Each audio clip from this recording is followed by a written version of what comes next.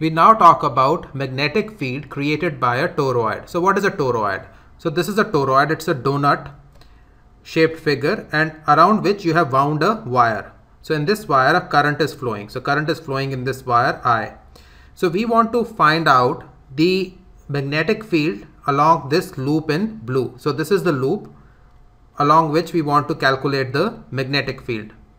So let us do this. Now take a closer look at the toroid. So this is like a closer look at the toroid. So again you use the thumb rule.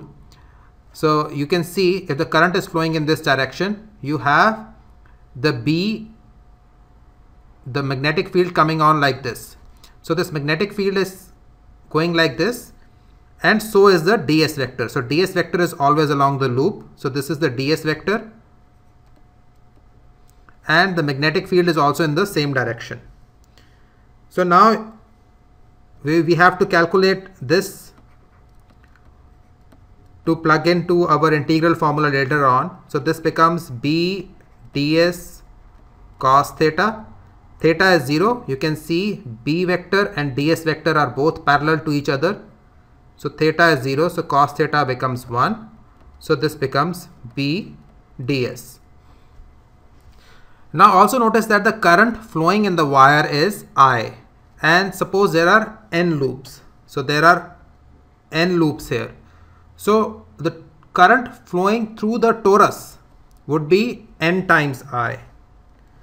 So current flowing through the toroid would be n times I.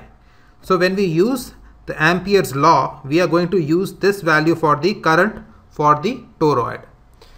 So let us now see the Ampere's law in action. So we rewrite Ampere's law as line integral of b vector dot ds vector is equal to mu naught times ni. So we are using the total current here. So n is the number of loops. So b vector dot ds vector is b ds as we have shown before. The b does not depend upon the small distance ds of the loop. So you have ds inside. So this loop is at a radius r from the center. So this is the center. So from the center, this loop is at a distance of r, as you can see right here. So you integrate it. So you take the entire loop. So entire loop would be 2 pi r. So that's how you get 2 pi r. You take this side as such down, and now you just get b is equal to mu naught ni by 2 pi r. So this is the magnetic field created by a toroid of this radius r. Current I is flowing through it and n is the number of loops.